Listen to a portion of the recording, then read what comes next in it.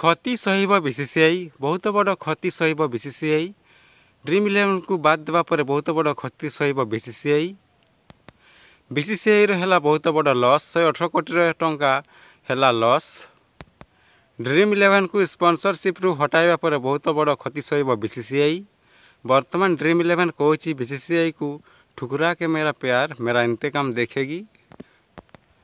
खबर तो एतिकी जे वर्तमान एशिया कप रे भारतीय क्या जर्सी नहीं खेल ना बिना लगरे खेल टीम इंडिया से विषय टी आलोचना करवा।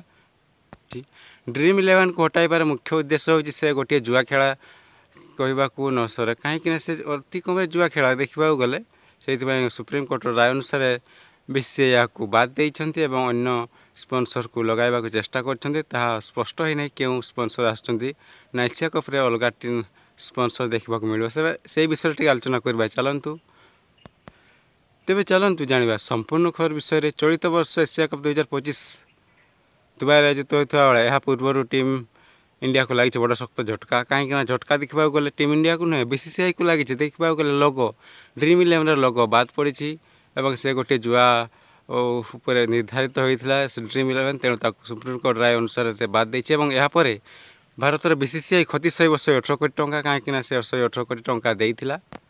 तो फ्रेंड आपण मैंने कौन लिखिपारती ड्रीम इलेवन उचित थिला ना नहीं एवं मु भावुची जो मैंने भाविथिले राताराति कोटिपति हेबे से माने कौन करेंगे ना से कथा मु भावुची। तो देखा बाकी रहा टीम इंडिया प्रदर्शन केमती कर एशिया कप रे। तो फ्रेंड आपने कौन करूँ ड्रीम इलेवन आउ थे आसवा दरकार कि ना बैन हवा ठीक अच्छे। तो फ्रेंड कौन निश्चय लिखते आम भिडियो भल लगी भिडियो को लाइक करूँ भिडियो देखिए धन्यवाद।